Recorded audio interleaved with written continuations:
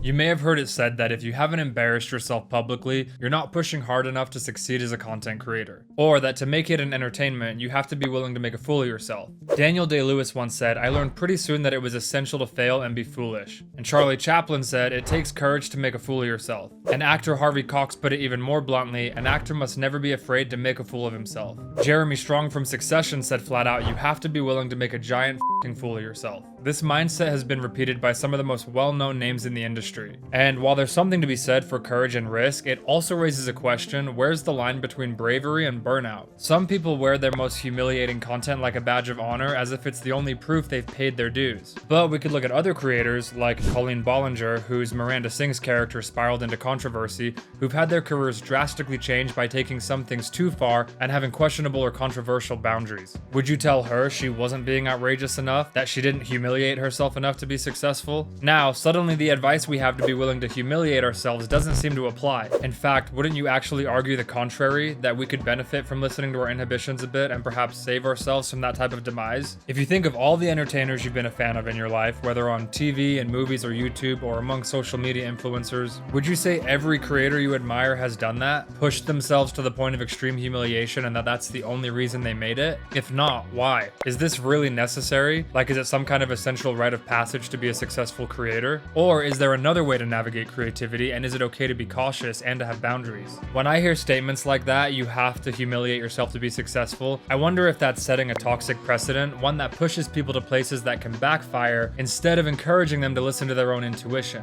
I see so many creators online with amazing instincts, people who know what feels right in their body and their gut, people who want to stretch themselves creatively but don't want to throw themselves off a cliff in the process. And I think that's okay. Not everything has to be performative. And I even think it's okay to keep some things to ourselves. At the same time, if your instincts are telling you to share something you feel good about, but also nervous because it's vulnerable, that could be valid too. Sharing something vulnerable could still feel nerve-wracking even if it's not inappropriate to share. We shouldn't necessarily hold back simply out of fear of what people might think. So it becomes important to be able to tell the difference and recognize what our body is telling us about different pieces of content we might want to share. Sometimes that tension we feel, that tightness in the chest or the dread when we're about to hit post, that's not always just nerves. It might be our body trying to protect us from oversharing when it's not the right time, or if we're being too outrageous and have a gut feeling that it's not going to be well received. The challenge is figuring out which it is. Is our hesitation rooted in fear from a past experience, or is it our gut telling us that something's off? There's no one-size-fits-all answer. Sometimes fear is a sign to push through, and sometimes it's actually something intuitive telling us to wait. The key is learning to recognize the difference. I've embarrassed myself more than once trying things that didn't work, and I'm not convinced that was the secret to being able to make a living as a full-time creator. One time while developing a fan series based on one of my favorite Netflix shows, I was performing the 5 movements from the OA in random public places around New York, even on the subway.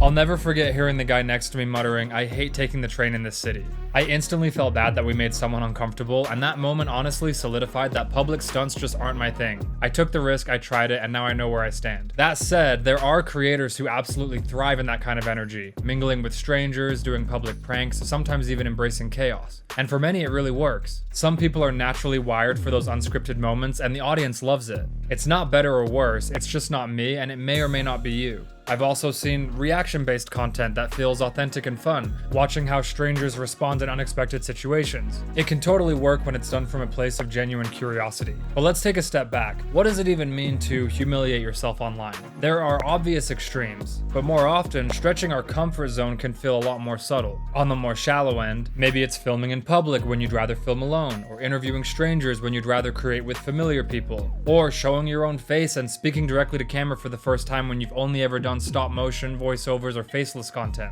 There are different levels to comfort zones, and they vary person to person. If risk was a spectrum, you'd have chaos on one end, shock value, cruelty for clicks, fake personas, relentless escalation just to stay visible. And on the other end, you'd have creators playing it extremely safe, never experimenting, never showing their face, never stepping into a new format, never letting anyone hear their voice. Both ends have trade-offs. High-risk content might go viral quickly, but it comes with a higher risk of burnout, backlash, or even legal issues. Low-risk content might feel more sustainable, but it can also plateau. The audience might start to feel when a creator is constantly holding back. So yes, some level of risk helps. It allows content to evolve. It shows growth, and audiences love watching creators face a challenge and overcome it. But when we start chasing risk for its own sake, or doing things that don't align with who we are, it becomes performative. Or worse, it could become damaging. There's a creator named Vitaly who built his whole brand on wild stunts and pranks. Eventually, it escalated so far that he was arrested overseas and is facing serious prison time. The spectacle of his work consumed him, and then it became the expectation that he always felt like he had to meet again. And this brings us to myth number 3, that you have to publicly humiliate yourself to be successful as a content creator. I'm putting this down as myth number 3 because I believe you don't have to do that to make a living as a creator. Instead, I believe you can take aligned risks. You can experiment in ways that feel honest to you. You can try something just to learn from it. You can delete a post if it doesn't sit right later. You're allowed to change your mind. You can grow slowly, intentionally, and still build a thriving audience. You don't have to break yourself to break through. So I'd actually rephrase this myth to say something more along the lines of, we have to be willing to take calculated risks and be prepared to accept our shortcomings, learn from our mistakes, and grow by listening to feedback when our content misses the mark. I've been taking acting classes as a hobby for the past few years, and one of the biggest takeaways from studying improv is that everything that enters the creative space is treated as valid. Every idea that enters the room is treated like a creative gift. We don't filter or judge, we just allow ideas to unfold, build on them with each other, and then see where they go. And I've tried to bring that energy into the brainstorming phase of my content. Whether or not I'm going to use an idea immediately, I still write it down, even if it's one that I initially worry might be too outrageous for me.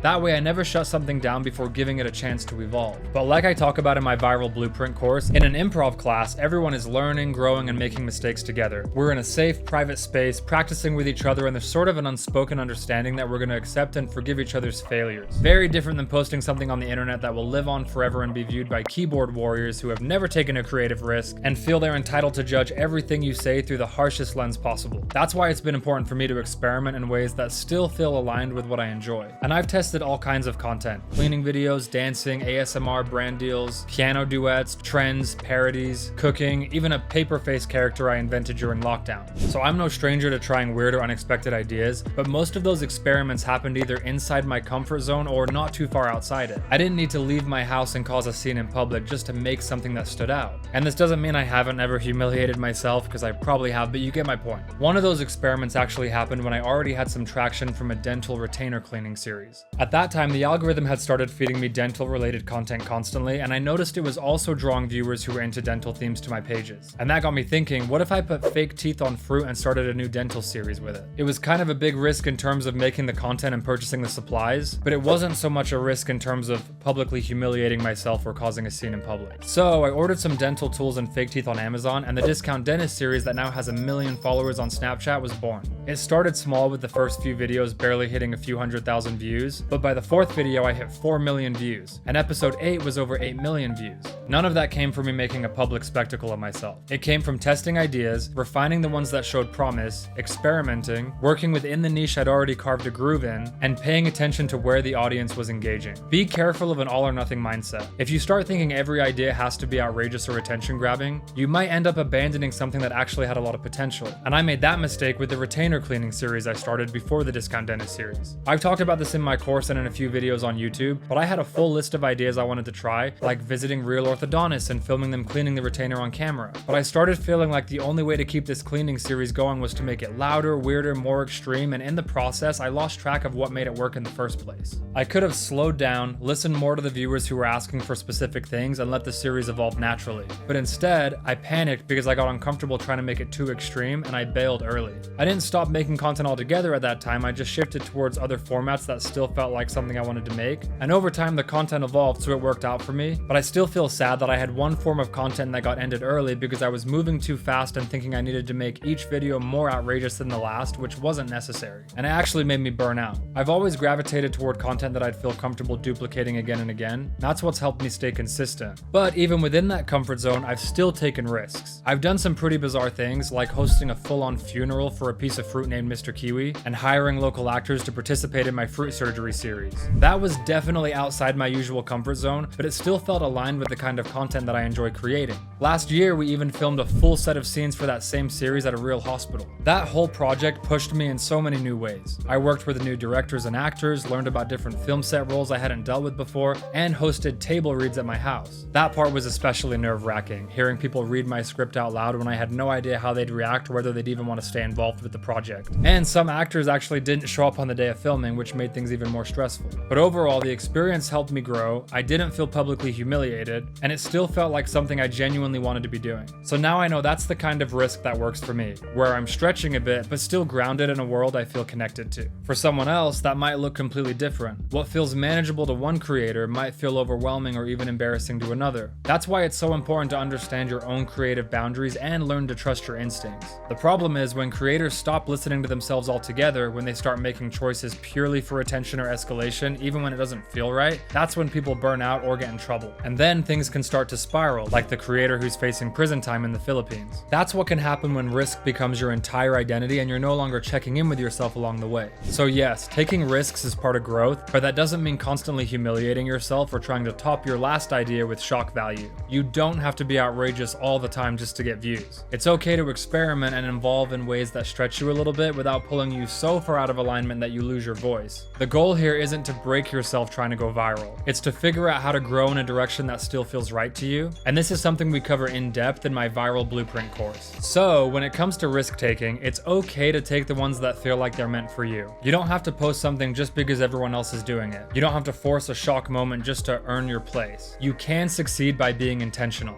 You can stretch outside your comfort zone without snapping it. In summary, we don't have to push ourselves to the point we feel insane just to make good content. Risk taking is important, but the focus should be first on recognizing what we truly want to create. Then we can allow space for a little stretch, a small challenge without forcing it. And even after we've created something that pushed us, we still get to ask, was that enough? Did that feel okay? Did I learn something from that? And do we even need to post it? We don't have to prove we're on the right path by embarrassing ourselves just because other people have. In the next video, we'll tackle myth number 4, and it's probably something that every single one of us creators has believed at some point.